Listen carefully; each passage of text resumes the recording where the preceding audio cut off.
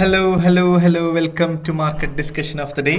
Today, August 22nd, 2025, Friday ആണ്. So നമ്മൾ ഈ ആഴ്ച മാറി നിൽക്കണം എന്ന് പറഞ്ഞ് ഏറ്റവും ഇമ്പോർട്ടൻ്റ് ആയിട്ടുള്ള ദിവസം കൂടെയാണ് ഇന്നല്ലേ. സോ അതിൻ്റെ റീസൺ എന്താണ്? ഇന്ന് ഫെഡ് ചെയർ പവലിൻ്റെ സ്പീച്ച് ഉള്ള ദിവസമാണ് അല്ലേ. സോ ഇന്നത്തെ നമ്മളുടെ എക്കണോമിക് കലണ്ടർ നമ്മൾ നോക്കുമ്പോൾ ഫസ്റ്റ് ഓഫ് ഓൾ നമുക്ക് ഇന്ന് ഓൾറെഡി ജർമ്മനി എന്നുള്ള GDP അനൗൺസ്മെൻറ്റ് വന്നിട്ടുണ്ടായിരുന്നു. പ്രതീക്ഷിച്ചതിനെക്കാട്ടിലും പ്രീവിയസിനെക്കാട്ടിലും വളരെ നെഗറ്റീവായിട്ടാണ് ആ ഒരു ന്യൂസ് വന്നത് എന്നുള്ളൊരു കാര്യം മനസ്സിലാക്കുക. ഓക്കെ, സോ ഇതിലും ഇമ്പോർട്ടൻ്റ് ആയിട്ടുള്ള ന്യൂസ് വൈകുന്നേരം 3 മണിക്ക് UK ടൈമിംഗ് 3 മണിക്ക് ഫെഡ് ചെയർ പവലിൻ്റെ സ്പീച്ച് നടക്കുന്നുണ്ട്. സോ അത് ഏറ്റവും ഇമ്പോർട്ടൻ്റ് ആയിട്ട് നോക്കിക്കാണേണ്ട ഒരു ന്യൂസാണ്. കാരണം നമ്മൾ ഓൾറെഡി US നിന്ന് വന്ന കഴിഞ്ഞ ഒരു മാസമായിട്ട് വന്ന ന്യൂസ്, ഓക്കെ, ഒരു 3 ആഴ്ചയ്ക്ക് മുന്നേ ആയിട്ട് നോൺ ഫാം പേറോൾ വന്നപ്പം ഭയങ്കരമായ നെഗറ്റീവായിട്ടുള്ള ന്യൂസ് വന്നു. CPI data, retail sales data, ഇതെല്ലാം വളരെ നെഗറ്റീവായിട്ട് വന്നതുകൊണ്ടിട്ട് തന്നെ ഫെഡ് ചെയർ പവൽ എന്താണ് പറയുന്നത് എന്നുള്ള കാര്യം വളരെ വളരെ ഇമ്പോർട്ടൻ്റ് ആയിട്ട് നമ്മൾ നോക്കിക്കാണണം. സോ ഫെഡ് ചെയർ പവൽ പറയുകയാണ് US എക്കണോമി ഇപ്പം തൽക്കാലത്തേക്ക് ഒരു ഒരു ഒരു ഒരു എന്താ പറയുക ഒന്ന് താഴോട്ട് പോവുകയും അതിനുശേഷം over A point of time വളരെ നല്ലതാണ് US എക്കണോമി എന്ന് പറയാനായിട്ടുള്ള ചാൻസ് ഉണ്ട്. അല്ല, ഇപ്പം താഴോട്ട് പോകും, ലോങ്ങർ ടേമിലോട്ടും US എക്കണോമി താഴോട്ടാണ് എന്നുള്ളൊരു കാര്യം പറയാനായിട്ടുള്ള പോസിബിലിറ്റി ഉണ്ട്.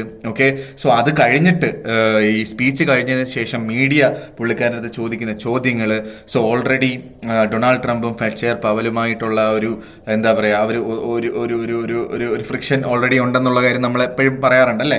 സോ അതിനെ സംബന്ധിച്ച് എന്തെങ്കിലും കാര്യങ്ങൾ പറയുകയാണെങ്കിൽ, സോ നേരത്തെ തന്നെ NFP വന്നപ്പോൾ, നോൺ ഫാം പേറോൾ വന്നപ്പോൾ അത് അനൗൺസ് ചെയ്ത ലീഡറിനെ അതിൻ്റെ ഒരു ഉദ്യോഗസ്ഥനെ പുറത്താക്കുകയുണ്ടായി. അങ്ങനെയൊക്കെ കുറേ കാര്യങ്ങൾ US നടക്കുന്നുണ്ട് അല്ലേ. ഡൊണാൾഡ് ട്രംപ് പുറത്താക്കുകയുണ്ടായി.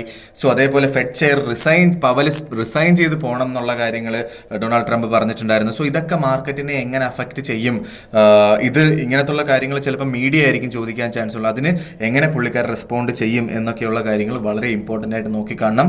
സോ അതുകൊണ്ട് എനിക്ക് ഇന്നത്തെ ദിവസം പ്രത്യേകിച്ച് ഒരു റെക്കമെൻഡേഷൻസും ഇല്ല ട്രേഡ് ചെയ്യാനായിട്ട് എന്നുള്ളൊരു കാര്യമാണ് എനിക്ക് ഫസ്റ്റിൽ പറഞ്ഞു പോകാനായിട്ടുള്ളത്. കാരണം ഒരു ബൈ ഓർഡറോ സെൽ ഓർഡറോ ഒന്നും ഇടാതിരിക്കുക. നമുക്ക് ഇന്നത്തെ ദിവസം അവസാനിച്ചതിന് ശേഷം ഇനി തിങ്കളാഴ്ച മാർക്കറ്റ് എവിടെയാണെന്ന് നോക്കിയിട്ട് വേണം ട്രേഡ് ചെയ്യാൻ. അങ്ങനത്തുള്ള കാര്യങ്ങളായിരിക്കും ഇന്നത്തെ ദിവസം ഞാൻ പറഞ്ഞു പോകുന്നതും എന്നുള്ളൊരു കാര്യം ഞാൻ എടുത്ത് ഓർമ്മിപ്പിച്ച് പോവുകയാണ്. Okay, so coming to technical സൈഡിൽ പോകുന്നതിന് മുന്നേ ആയിട്ട് എനിക്ക് നമ്മളുടെ പുതിയ ബാച്ച് കഴിഞ്ഞ ആഴ്ച സ്റ്റാർട്ട് ചെയ്തിട്ടുണ്ടായിരുന്നു. 2 ആഴ്ചത്തെ ക്ലാസ് ആയിരുന്നു നടന്നുകൊണ്ടിരിക്കുന്നത് ഇപ്പോൾ. ഓക്കെ, സോ അടുത്ത മാസം 1-ാം തീയതി അടുത്ത ബാച്ച് 2 ആഴ്ചത്തെ ബാച്ച് സ്റ്റാർട്ട് ചെയ്യുന്നുണ്ട്. ഫ്രീ ആയിട്ട് ഫോറക്സ് ട്രേഡിംഗ് പഠിക്കണം എന്നുള്ള എല്ലാ ആൾക്കാർക്കും രാത്രി 7:30 മണിക്കും 10:30 മണിക്കും ഫ്രീ ആണെന്നുള്ള ആൾക്കാർക്ക് എനിക്ക് എൻ്റെ ഡിസ്ക്രിപ്ഷനിൽ നമ്പർ ഉണ്ടാവും. എനിക്ക് മെസ്സേജ് അയച്ചു കഴിഞ്ഞാൽ ബാക്കി കാര്യങ്ങൾ ഞാൻ കോർഡിനേറ്റ് ചെയ്യുന്നതായിരിക്കും എന്ന് എടുത്ത് ഓർമ്മിപ്പിച്ച് പോവുകയാണ്. ഓക്കെ, സോ എന്താ പറയുക, coming to technical side. So അതിന് മുന്നേയായിട്ട് ഒറ്റ കാര്യം കൂടെ പറയാനുണ്ട്. കാരണം ഒരുപാട് ആൾക്കാർ എൻ്റെ അടുത്ത് റിലയബിൾ ആയിട്ടുള്ള ബ്രോക്കർ ഏതാണെന്ന് ചോദിക്കുന്നുണ്ട്. സോ ഞാൻ യൂസ് ചെയ്യുന്ന ബ്രോക്കർ സ്റ്റാർ ട്രേഡർ എന്ന് പറഞ്ഞ ബ്രോക്കറാണ്. ഓൾമോസ്റ്റ് എല്ലാ നല്ല റെഗുലേറ്റഡ് ആയിട്ടുള്ള ഒരു ബ്രോക്കറാണ്. Even UK regulations, UAE regulations ഉണ്ട്, ഓസ്ട്രേലിയ, സൗത്ത് ആഫ്രിക്ക എന്നീ മേജർ രാജ്യങ്ങളിലെ റെഗുലേഷൻസും അതിൻ്റെ കൂടെ നമുക്ക് നമ്മളുടെ $100,000 വരെ പ്രൊട്ടക്റ്റഡ് ആണ്, ഇൻഷുർഡ് ആണ് by Lloyds bank UK. Okay, so അതിൻ്റെ കൂടെ ടൈറ്റ് സ്പ്രെഡും സ്വാപ്പ് ഫ്രീ അക്കൗണ്ട്സും ഇവർ പ്രൊവൈഡ് ചെയ്യുന്നുണ്ട്. അതിൻ്റെ കൂടെ നല്ല രീതിയിലുള്ള ബോണസുകളും ഇവർ പ്രൊവൈഡ് ചെയ്യുന്നുണ്ട്. ഓക്കെ, സോ ഡീറ്റെയിൽസ് അറിയാനായിട്ട് എൻ്റെ ഡിസ്ക്രിപ്ഷനിൽ എനിക്ക് മെസ്സേജ് അയച്ചു കഴിഞ്ഞാൽ ഞാൻ ഡീറ്റെയിൽ ആയിട്ട് പറഞ്ഞുതരാം. ഇല്ലെങ്കിൽ അക്കൗണ്ട് തുടങ്ങണം എന്നുണ്ടെങ്കിൽ നിങ്ങൾക്ക് ഞാൻ താഴെ ലിങ്ക് കൊടുത്തിട്ടുണ്ട്, അതിൽ കയറി രജിസ്റ്റർ ചെയ്താലും മതിയാവും. Okay, so coming to market discussion, coming to technical side. First of all നമ്മൾ എല്ലാ ദിവസവും പറയുന്നത് പോലെ JPY പോവാം. JPY 148.59 നിൽക്കുന്നു. ഇന്നലെ 148 സെല്ലെടുത്തിട്ടുള്ള എല്ലാ ആൾക്കാർക്കും സ്റ്റോപ്പ് ലോസ് അടിച്ച് പോയിട്ടുണ്ട്. എനിക്കും സ്റ്റോപ്പ് ലോസ് അടിച്ചു. പക്ഷേ മനസ്സിലാക്കേണ്ട കാര്യം, നമ്മൾ കഴിഞ്ഞ 5 വട്ടം പറഞ്ഞതിനകത്ത് ഒരൊറ്റ സ്റ്റോപ്പ് ലോസ് ആണ് JPY അടിച്ചിട്ടുള്ളത് എന്നുള്ളതാണ് അതിൻ്റെ കാര്യം. കാരണം അത് വേണം, അതുണ്ടാവണം അല്ലേ. സ്റ്റോപ്പ് ലോസ് ഇടാതെ ചെയ്യുന്ന ആൾക്കാർക്ക് ഒരിക്കലും സ്റ്റോപ്പ് ലോസ് അടിച്ചിട്ടുമില്ല കേട്ടോ. പക്ഷേ സ്റ്റോപ്പ് ലോസ് അടിക്കണം എന്നുള്ളതാണ് അല്ലേ. സോ ഇനി എന്ത് എന്നുള്ളൊരു കാര്യത്തിനകത്ത് ഇന്ന് പ്രത്യേകിച്ച് ഒരു രീതിയിലുള്ള ഓപ്പർച്യൂണിറ്റി ഞാൻ പറയുന്നില്ല. കാരണം ഇന്ന് ഫെഡ് ചെയർ സ്പീച്ചാണ്. സോ നമുക്ക് ഇന്ന് ചെയ്യാനുള്ള കാര്യം, ഇന്ന് രാത്രി അവസാനിക്കുന്നത് 148ന്റെ മുകളിലാണ്. സോ തിങ്കളാഴ്ച രാവിലെ ഇന്ത്യൻ ടൈമിംഗ് 7:30 മണിക്ക് 148ന്റെ മുകളിലാണ് എങ്കിൽ നമുക്ക് അവിടുന്ന് ബൈ ചെയ്ത് മുന്നോട്ട് പോകാം. ഓക്കെ, സോ നേരെ മറിച്ച് താഴെയാണ്, നിന്ന് അവസാനിക്കുന്നത് 148ന്റെ താഴെയാണ് എങ്കിൽ പ്രത്യേകിച്ചൊന്നും ചെയ്യാതിരിക്കുക. കാരണം എന്താ പറയുക, ഫെഡ് ഷെയറിന്റെ സ്പീച്ച് കഴിഞ്ഞിട്ട് മാർക്കറ്റ് എങ്ങോട്ടാണെന്നുള്ളൊരു കാര്യം നമുക്കറിയില്ല. സോ അടുത്ത റേഞ്ച് 148 ടു 154 ആണ് എന്നുള്ളൊരു കാര്യം കൂടെ മനസ്സിലാക്കുക. കഴിഞ്ഞ ഏകദേശം ഒരു 4-5 മാസമായിട്ട് 142 ടു 148 എന്ന് പറയുന്ന റേഞ്ചിലായിരുന്നു മാർക്കറ്റ്.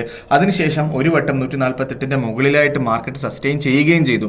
ആ ഒരു സമയത്താണ് ജപ്പാനിലെ പൊളിറ്റിക്കൽ കണ്ടീഷൻ ഒന്ന് ചെറുതായിട്ട് ചേഞ്ച് ആയത്. റൂളിംഗ് പാർട്ടിക്ക് ഭൂരിപക്ഷം ഇല്ലാണ്ടായി എന്നുള്ളൊരു കാര്യമാണ് അവിടെ നിന്ന് വന്ന ന്യൂസ്. അത് കാരണം മാർക്കറ്റ് 148 എന്ന് പറയുന്ന സപ്പോർട്ട് ബ്രേക്ക് ചെയ്ത് താഴോട്ട് വരികയും 146 പോയി സപ്പോർട്ട് ചെയ്ത് മുന്നോട്ട് പോയിക്കൊണ്ടിരിക്കുന്നു. ഇപ്പോൾ 148ന്റെ മുകളിൽ ഇന്നലെ അവസാനിച്ചു എന്നുള്ളതാണ് ഏറ്റവും ഇമ്പോർട്ടൻ്റ് ആയിട്ടുള്ള കാര്യം. സോ ഇന്ന് ഈ ഒരു വീക്ക്ലി ക്യാൻഡിൽ 148ന്റെ മുകളിലാണ് എങ്കിൽ ഉറപ്പായിട്ടും 148 സപ്പോർട്ട് ചെയ്യും എന്നുള്ളൊരു കാര്യം കൂടെ നമുക്ക് മനസ്സിലാക്കി.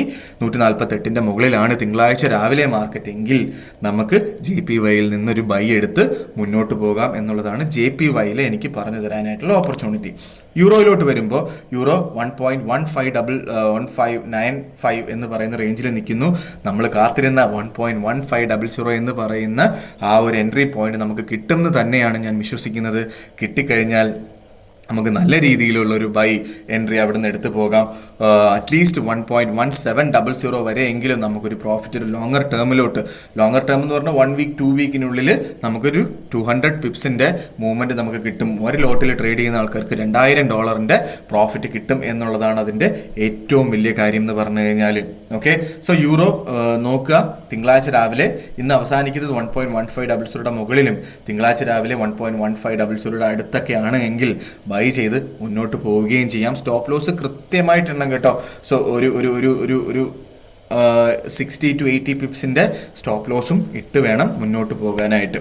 ഓക്കെ, സോ നേരെ നമ്മൾ GBPയിലോട്ട് വരുമ്പം 1.3400 അടുത്ത് നിൽക്കുന്നു.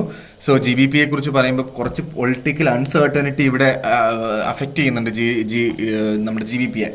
സോ GBP എന്താണ് ഇപ്പോൾ GBPയിൽ ചെയ്യാൻ പറ്റുന്നത്, ഇന്ന് വെയിറ്റ് ചെയ്യുക. ഓക്കെ, സോ 1.3300 സപ്പോർട്ട് ചെയ്യുമെന്ന് തന്നെയാണ് ഞാൻ വിശ്വസിക്കുന്നത്. അവിടെ സപ്പോർട്ട് ചെയ്താൽ അവിടുന്ന് നമുക്ക് നല്ലൊരു ബൈ ചെയ്ത് മുന്നോട്ട് പോകാം എന്നുള്ള കാര്യമാണ് എനിക്ക് പറഞ്ഞു പോകാനായിട്ടുള്ളത്. നേരെ മറിച്ച് തിങ്കളാഴ്ച ഇന്ന് മാർക്കറ്റ് മുകളിലോട്ട് പോയി. തിങ്കളാഴ്ച 1.3500 മുകളിലാണ് ഇന്ന് അവസാനിക്കുന്നത്. തിങ്കളാഴ്ച രാവിലെ 7:30 മണിക്ക് 1.3500 മുകളിലാണെങ്കിൽ അവിടുന്ന് വേണമെങ്കിലും നമുക്ക് ബൈ എൻട്രി എടുത്ത് മുന്നോട്ട് പോകാം. അല്ല, മാർക്കറ്റ് താഴോട്ട് പോയി 1.3300 മുകളിലായിട്ടാണ് ഇന്ന് അവസാനിക്കുന്നത്. 1.3300 മുകളിലായിട്ടാണ് തിങ്കളാഴ്ച രാവിലെ ഉള്ളത് എങ്കിൽ അവിടുന്ന് വേണമെങ്കിലും നമുക്ക് ബൈ എൻട്രി എടുക്കാം. അതിൻ്റെ താഴെയാണെങ്കിൽ ഒന്ന് വെയിറ്റ് ചെയ്യാൻ നമുക്ക് തിങ്കളാഴ്ച തീരുമാനിക്കാം എന്നുള്ള കാര്യമാണ് എനിക്ക് പറഞ്ഞു പോകാനായിട്ടുള്ളത്. ഓക്കെ, സോ പക്ഷേ നമ്മുടെ ഇവിടെ UK നിലനിന്നുകൊണ്ടിരിക്കുന്ന ഇപ്പോൾ കുറച്ച് അൺസർട്ടനിറ്റി, കാരണം പുതിയൊരു പൊളിറ്റിക്കൽ പാർട്ടി വരാനായിട്ടുള്ള പോസിബിലിറ്റി, അത് ആ ഒരു പാർട്ടിയെ നമ്മുടെ Donald Trump Elon Musk back ചെയ്യുന്നു എന്നുള്ളൊരു കാര്യങ്ങളൊക്കെയാണ് അൺസർട്ടനിറ്റിയുടെ മെയിൻ ആയിട്ടുള്ള റീസൺ. അതിൻ്റെ കൂടെ UK സോൾജേഴ്സ് ഉക്രൈനിൽ സപ്പോർട്ട് ചെയ്യാനായിട്ട് ഉള്ള പ്രഖ്യാപനങ്ങളും ബാക്കി ഒരു രാജ്യങ്ങളും അങ്ങനെ ഉള്ള കാര്യങ്ങൾ പറയാത്ത സമയത്ത് UK ഇങ്ങനെ പറയുന്നതൊക്കെ മാർക്കറ്റിനെ ഡയറക്റ്റ്ലി അഫക്റ്റ് ചെയ്യും എന്നുള്ളൊരു കാര്യം കൂടെ മനസ്സിലാക്കി പോവുക. ഓക്കെ, സോ നേരെ നമ്മൾ ഗോൾഡിലോട്ട് വരുമ്പം ഗോൾഡിൽ എനിക്ക് 3326 നിൽക്കുന്നു. ഗോൾഡ് എങ്ങോട്ടാണെന്ന് സത്യം പറഞ്ഞാൽ എനിക്ക് ഒരു പിടിയില്ല. ഗോൾഡിൽ ട്രേഡ് ചെയ്യാതിരിക്കുന്നതായിരിക്കും ബെറ്റർ. പക്ഷേ എനിക്കറിയാവുന്നൊരു കാര്യം 3300 എന്ന് പറയുന്ന റേഞ്ചിലാണ് ഇന്ന് രാത്രി അവസാനിക്കുന്നത്. 3300ന്റെ മുകളിലാണ്. തിങ്കളാഴ്ച രാവിലെ 3300ന്റെ മുകളിലാണ് എങ്കിൽ അവിടുന്ന് ബൈ ചെയ്ത് മുന്നോട്ട് പോകാം എന്നുള്ളൊരു കാര്യം എനിക്കറിയാം. ഓക്കെ, കാരണം മാർക്കറ്റ് ചിലപ്പോൾ ഈ ഫെഡ് ഷെയർസ് പവലിന്റെ സ്പീച്ചിന്റെ സമയത്ത് 3300 താഴെയൊക്കെ പോകാം. ഓക്കെ, പക്ഷെ അവസാനിക്കുന്നത് 3300 മുകളിലായിട്ട് ഉണ്ടാവണം. കാരണം അവിടെ ഒരുപാട് ഇൻസ്റ്റിറ്റ്യൂഷണൽ ബയേഴ്സ് പ്രസന്റ് ആയിട്ടുണ്ട്. പക്ഷേ അവരുടെ ബൈ എൻട്രി ഒക്കെ ഇപ്പം എന്താ പറയുക, ഫെഡ് ഷെയറിന്റെ സ്പീച്ച് കഴിഞ്ഞ് അവരും ചിലപ്പം തിങ്കളാഴ്ച ആയിരിക്കും തീരുമാനം എടുക്കുന്നത്, എനിക്കറിയില്ല. പക്ഷെ അവിടുന്ന് ഒരുപാട് ഇൻസ്റ്റിറ്റ്യൂഷണൽ ബയേഴ്സ് പ്രസന്റ് ആണ് എന്നുള്ളൊരു കാര്യമാണ് എനിക്ക് പറഞ്ഞു പോകാനായിട്ടുള്ളത്.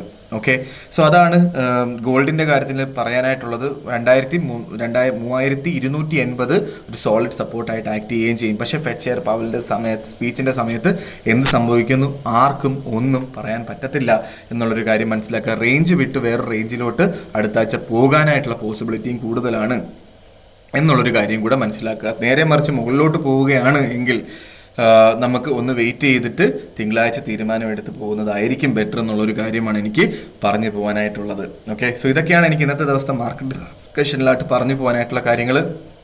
ഉറപ്പായിട്ടും ഫ്രീ ആയിട്ട് ഫോറക്സ് ട്രേഡിംഗ് പഠിക്കണം എന്നുള്ള ആൾക്കാർക്ക് എന്നെ കോൺടാക്ട് ചെയ്യുന്നതാണ്. അതേപോലെ തന്നെ എന്താ പറയുക, നമ്മുടെ പുതിയ വേറെ ബ്രോക്കർ നോക്കുന്ന ആൾക്കാർക്ക് എന്നെ കോൺടാക്ട് ചെയ്യാവുന്നതാണ് എന്ന് പറഞ്ഞുകൊണ്ട് കൂടുതൽ എന്താ പറയുക, ഫ്രീ ആയിട്ട് ഫോറക്സ് ട്രേഡിംഗ് പഠിക്കണം എന്നുള്ള നിങ്ങളുടെ സുഹൃത്തുക്കൾക്കും ഈ ഒരു വീഡിയോ അയച്ചു കൊടുക്കണം എന്ന് പറഞ്ഞുകൊണ്ട് ഈ ആഴ്ചത്തെ മാർക്കറ്റ് ഡിസ്കഷൻ ഞാൻ കൺക്ലൂഡ് ചെയ്യാണ്. മാർക്കറ്റ് ഡിസ്കഷനായിട്ട് നമ്മൾ തിങ്കളാഴ്ച കാണുന്നത് വരെ ഗുഡ് ബൈ.